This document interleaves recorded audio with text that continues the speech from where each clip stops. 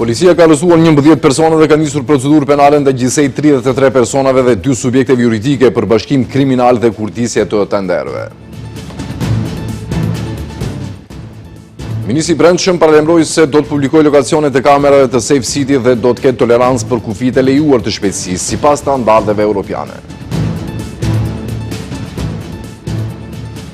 Obduksioni i foshnjës së porsalindur qëndroi jetë në tetor tregoi se vdekja ka ardhur si pasojë e mushkërive të pazhvilluara, pritet finalizimi i gjitha raporteve për konstatimin përfundimtar.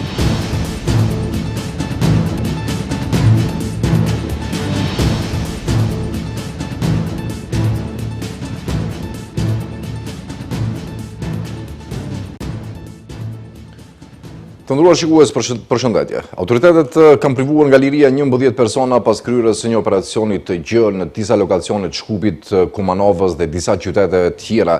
Ata dyshohet se kanë kryer veprën penale bashkim kriminal, keqpërdorim i procedurës. Ministria e Brendshme tregon se si të dyshuarit janë marrë vesh që në thirrje publike të konkurrojnë 2 subjekte dhe njëra të japë ofertë më të lartë që t'i mundsojë tjetrës që ta fitojë tenderin.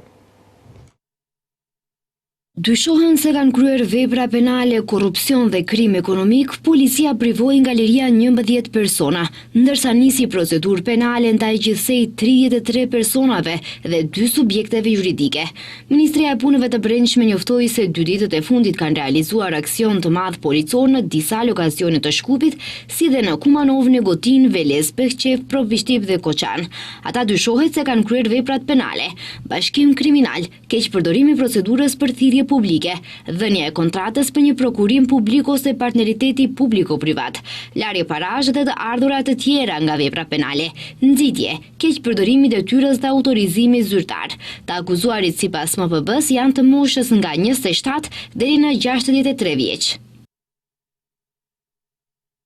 Të dyshuarit BD, FA, KP, VS, DM, VK dhe BZ gjatë vitit 2023 kanë krijuar grupe me qëllim kryerjen e veprave penale, ndërsa më pas në grup janë bashkuar edhe 26 të tjerë, të cilët gjatë vitit 2023-2024 me qëllim që të përfitonin për vete ose për dikë tjetër, përfitim material, ata me vetëdije shkelën rregullore mbi procedurën e tenderit publik, dhënies së një kontrate të prokurimit publik ose partneritetit publik-privat. MPB tregon se si të dyshuarit janë marrë vesh që në thirrje publike të konkurrojnë 2 subjekte dhe njëra të japë ofertë më të lartë që t'i mundsojë tjetrës që ta fitojë tenderin.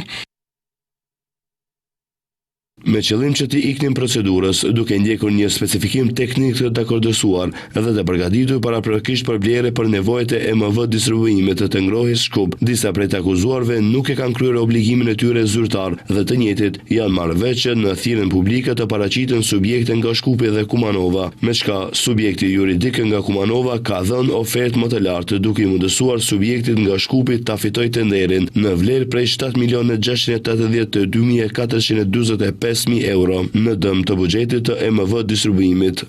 Siç bëjnë media ata më tej me qëllim të përfitimit të paligjshëm pasuror për vete ose për një tjetër dhe me qëllim të fshehjes origjinës, ata kanë vënë në qarkullim, kanë pranuar dhe transferuar fonde në një shumë totale prej 2.041.576 euro.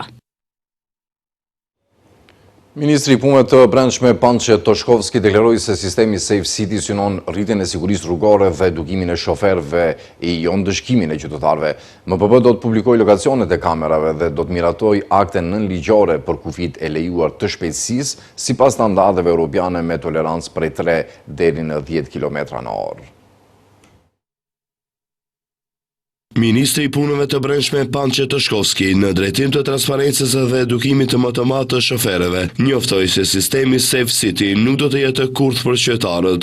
Ai tha se MPB planifikon të ndajë publikisht të gjitha vendet ku janë instaluar kamerat. Ai gjithashtu paralajmëroi miratimin e akteve nënligjore që të përcaktojnë kufirin e lejuar të shpejtësisë. Ne udhëhiqemi nga parametrat europian që parashikojnë një tolerancë prej 3 deri në 10 km/h mbi kufirin e lejuar të shpejtësisë. Qëllimi nuk është të ndëshkohet me çdo kusht, por të ulet shpejtësia dhe të shpëtohen jetë. Kamerat e Safe City të instaluara në rrugët e Shkupit regjistrojnë automatikisht shkeljet e trafikut, duke filluar nga 1 dhjetori. Ishte planifikuar që gjobat të fillojnë të zbatohen nga 1 janari 2026, mirëpo kjo është e shtyre pas një shkurti të 2026. Pas raportit inspektoratit shtetëror shëndetësor dhe sanitar dhe raporti klinikës ginekologjike ka treguar se vdekja e foshnjës porsalindur në këtë klinik në muajin tetor ka ardhur si pasojë mushkërive të pazhvilluara dhe insuficiencës respiratore. Rasti do shqyrtohet nga Komisioni i Ministrisë së Shëndetësisë së bashku me raportet e inspektoratit, ndërsa Ministri Azir Aliu bëri thirrje që të pritet përfundimi i gjitha procedurave institucionale. Autopsia e foshnjës së posalindur nga Haraqina që ndërroi jetë tregoi se vdekja ka ardhur si pasojë e mushkërive të pazhvilluara. Gjithashtu raporti obduksionit tregon se nuk ka dëmtime fizike në asnjë nga organet e foshnjës. Si shkak i vdekjes tek e posalindura, theksohet insuficienca respiratore, përkatësisht mos zhvillimi i mushkërive. Pas marrjes së rezultateve të autopsisë, familja e të posalindurit u thirr për të njohur personalisht me të gjitha detajet e gjetje, e cila tregon se nuk kishte dëmtime fizike në asnjë nga organet e foshnjës. Raporti i shtuar nga klinika e ginekologjisë duhet të shqyrtohet në komisionin e formuar nga Ministria e Shëndetësisë së bashku me dokumentacionin tjetër, atë të kontrolleve të kryera nga inspektorati, ndërsa Ministri i Shëndetësisë Azir Aliu kërkon që të pritet për finalizimin e të gjitha raporteve. Procedurit se tamu počnati. Ne nuk duam nga shëndetësia të bëjmë senzacion, duam të ndjekim institucionalisht të gjitha procedurat, edhe nga pikpamja klinike, edhe nga pikpamja administrative. Kështu ju bëj thirrje të gjitha palëve që të jemi të kujdesshëm dhe të ndjekim të gjitha protokollet, kështu që procedurat kanë filluar dhe në fund do të jeni të informuar për të gjitha. Edhe raporti i Inspektoratit Shtetëror Sanitar dhe Shëndetësor tregoi se shkaku i vdekjes ka qenë kolapsi një krahu të mushkërisë, vështirësi në frymarrje, akumulimi i tepruar i lëngjeve në hapësirat intracelulare ose ekstracelulare të trurit, si dhe insuficiencë kardiorespiratore. Në prag të festave të vitit 3, Agjencia e Ushqimit dhe Veterinarisë ka realizuar 262 inspektime të jashtëzakonshme për kontrollin e sigurisë së pakove të vitit të ri për fëmijë. Inspektimet janë kryer në magazina për paketimin e pakove, supermarkete dhe dyqane që tregtojnë këtë lloj produktesh. Për shkak të mospërputhjes së afateve në deklaratën e përmbledhur me afatet individuale të produkteve në pako, si dhe për shkak të deklaratave jo të plota, shërbimet inspektuese të Agjencisë së Ushqimit dhe Veterinarisë kanë nxjerrë 4 vendime me urdhër për tërheqje nga qarkullimi të pakove të vitit të ri, ndërsa ndaj 2 operatorëve ushqimor janë nxjerrë vendime me urdhër për vendosjen e deklaratave përmbledhëse në pako. Nga 262 kontrollet inspektuese të kryera për sigurinë e pakove të vitit të ri, nga tje sqarojnë se nuk ka operator ushqimor të gjobitur me para dhe se nuk është asgjësuar ushqimi pasigurt. Në krahasim me kontrollet e vitit të kaluar për sigurinë e kësaj kategorie produktesh, kur ishin konstatuar shënime të papërshtatshme në pako, mungesë deklaratash dhe afate përdorimit të pasakta, këtë vit nuk janë evidentuar parregullsi të tilla.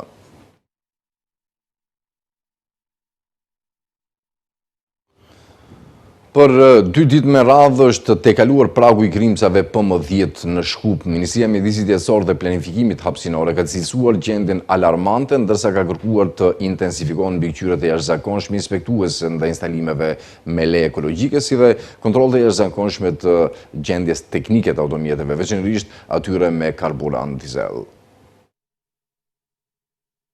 Me uljen e temperaturave është ngritur alarmi për ajër të ndotur, ndërsa më së shumti nga kjo ka pësuar kryeqyteti.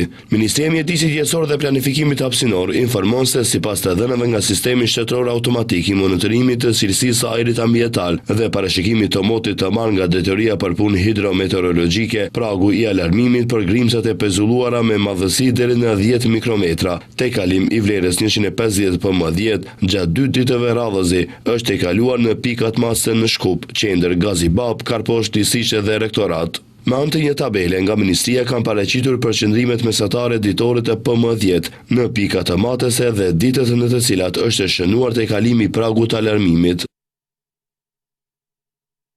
Më 17 dhjetor në Qendër, grimcat PM10 kanë qenë 151.78, kurse një ditë më vonë më 18 dhjetor kanë qenë 186.49. Më 17 dhjetor në Gazibab, grimcat PM10 kanë qenë 156.55, ndërsa më 18 dhjetor 178.92. Si rrjedhoi nga Ministria e Mjedisit për këtë gjendje alarmante, thonë se kanë marrë masa të menjëhershme. Të intensifikohen mbikëqyrjet e jashtëzakonshme inspektuese ndaj instalimeve me leje ekologjike të integruar të tipit A. Duhet të kontrollohen instalimet me monitorim të vazhdueshëm, të mundsojnë qasje publike në të dhënat e matura, të intensifikohen kontrollet e jashtëzakonshme të gjendjes teknike të automjeteve, veçanërisht atyre me karburant dizel dhe automjeteve të paregjistruara. Po ashtu, ndër masat e ministrisë është që të intensifikohen edhe kontrollet e jashtëzakonshme në kantieret e ndërtimit dhe ndalimi i djegjes në hapësirë të hapur. U rekomandohet të gjitha subjekteve juridike punëdhënëse që të lirojnë nga obligimet e punës së gradë shtatzëna, personat mbi 60 vjeç, si dhe personat me astmë kronike, me infarkt të kaluar të miokardit ose goditje në tru, pa ma parasysh moshën me rekomandim të mjekut am. E vlerësuar si kritike fuqishme ndaj fenomeneve negative të periudhës së pas luftës së dytë botërore. Shfaqja rinoqerontët vjen si premier në teatrin shqiptar në Shkup. Drejtori i teatrit shqiptar në Shkup, Ismet Ramadani, tha se kjo është shfaqje mrekullueshme që duhet të ndiqet nga publiku shqiptar.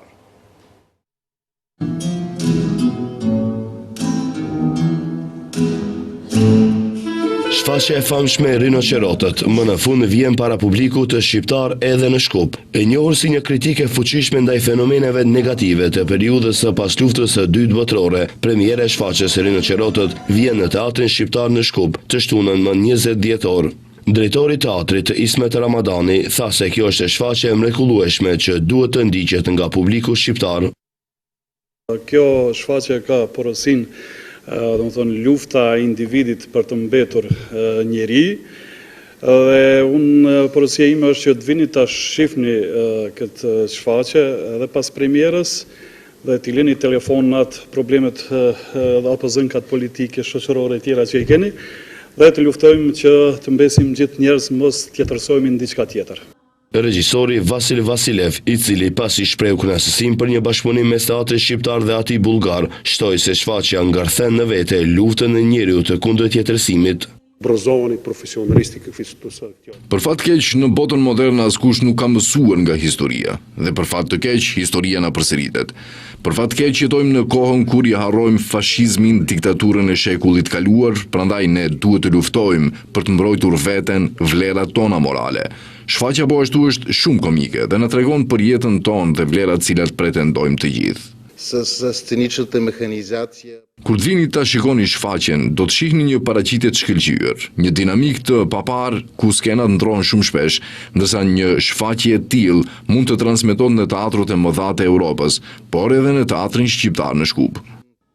Edhe protagonistët e kryesorë të shfaqjes u bën thirrje shqiptarëve që të marrin pjesë në premierë të shtunën. Për këtë shfaqjet mrekullueshme që do ta shfaqim me 20 dhjetor të shtunën, dhe kisha dashur sa më shumë publiku shqiptar vjen edhe ta sheh këtë shfaqje. Kur ne kemi kaluar mirë në proces, unë jam e bindur që edhe ata do të kalojnë mirë natën e premierës. Ishte kënaqësi, shpresoj që kemi bë punë korrekte për publikun e teatrit të Shkupit. I ftoj të gjithë që të marrin pjesë në premierë edhe në repriza që do të lajmërohen në vazhdim. Shfaqja Rinoqerotët është një vepër teatrale e bazuar në tekstin klasik të dramaturgut Eugeno Ionesco, një nga përfaqësuesit kryesor të teatrit absurd, që trajton temat e konformizmit, apatisë dhe transformimit të njeriut në presionin e shoqërisë.